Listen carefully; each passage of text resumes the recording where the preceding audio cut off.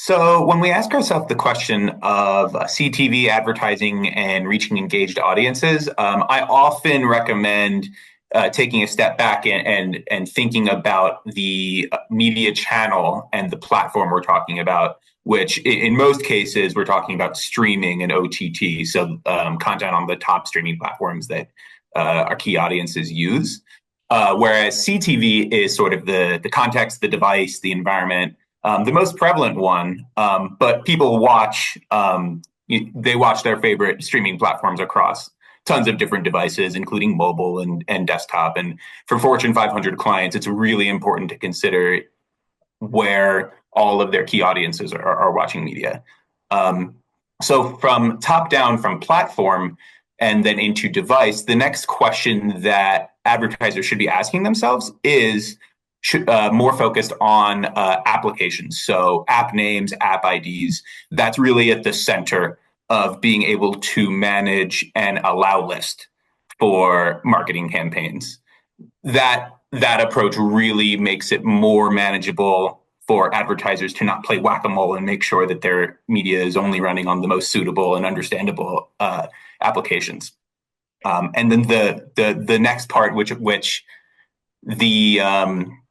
the next component, which gets a little bit more technical, is understanding app names and IDs across different OTT platforms, device manufacturer screens, and app stores, as IDs change fairly between all of these. It's a fairly technical thing, but it's something that I think the industry should be more paying more attention to. Okay, and advertisers seem to be getting more detailed data at the show level. They're calling for it and they're getting it to some extent. What are some of the bigger or biggest barriers preventing a granular level of transparency in the bid stream?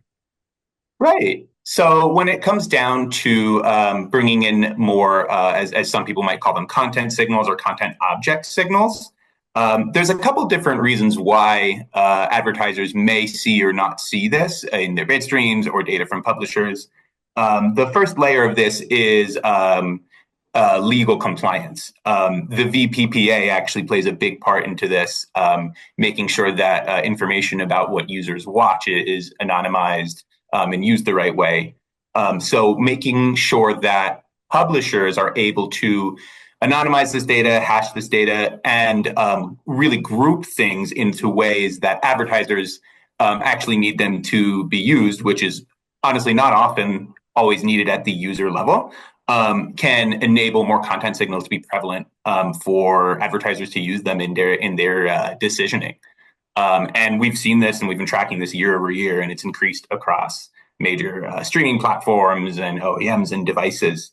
The second component really goes into a bit more about standardization. When we talk about genres, show names, the way that all these things might persist in data is going to depend on how publishers and tech companies have these things labeled in the bid stream. When we talk about things like genre, there's not right now one collective, mutually exclusive, collectively exhaustive list of every type of genre. And that might make sense. It's kind of hard to bucket entertainment into key criteria. So the more that the industry can come together, and at least if it's not a concrete standard, or it's at least guidelines that publishers can follow and make it easier for advertisers to tap into these effectively as well as safely.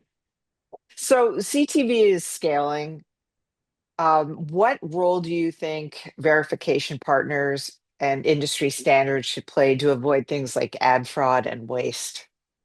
Right. So when we talk about what role third parties can play in helping eliminating ad fraud and reducing wastage, third parties are really, really important. We still do believe that the buying sources, whether that be direct publishers or DSPs or buying platforms, should be the first point of analysis when looking at inventory endpoints and reporting, just to get data directly from the source. But that's all independent and only as good as individual platforms are able to categorize data and collect everything in a way that's usable. Third parties play a really important role in being the central hub for data that might live in disparate parts, being all in one place, and applying additional, whether it's additional metadata or different views or cuts of data, whether it be app names or bundle IDs or categorizations that are picked up. Third parties can provide those things that other platforms individually might not be able to provide.